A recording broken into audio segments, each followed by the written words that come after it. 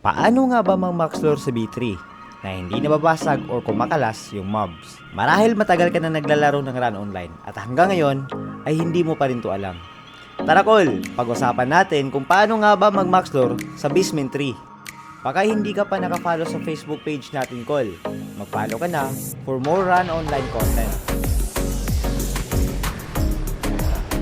Marahil ikaw din ay kagaya ko na nagtataka kung bakit ang bilis magpa-level ng ibang players, lalong-lalo na kung sila ay nasa level 100 na at nakapasok na ng B3.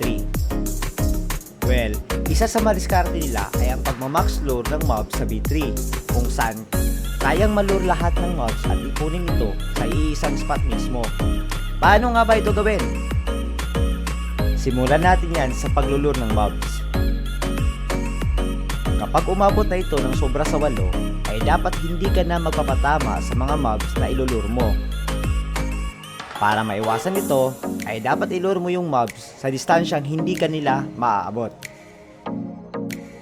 Kung ma-hit ka man ng mobs ay dapat hindi aabot sa 5 pataas ang sabay-sabay na nakahit sa'yo, or else hindi mo na sila malulure. Sa paglulure naman ay dapat hindi ka rin masyadong lumayo sa mobs para hindi sila kumalas.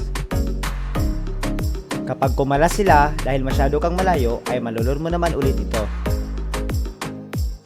Kapag nalure mo na lahat ay i-compress mo yung mobs sa pamamagitan ng pag-ikot-ikot. Mas madali kasi itong i-monitor kung nakasunod pa ba sa'yo ang mobs o kumalas na. After mo makompress ang mobs ay pwede ka nang bumalik sa spot kung saan mo ito gustong patayin. May binuboost tayo kaya doon tayo hihinto kung saan nakapwesto ang binuboost natin.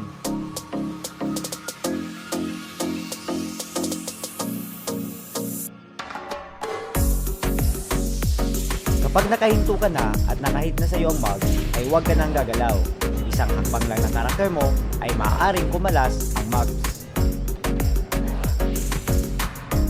Kapag ganito ang diskarte mo, dahil mag-isa ka lang, ay dapat makunat yung karakter mo at kayang saluin ang sabay-sabay na damage ng mobs.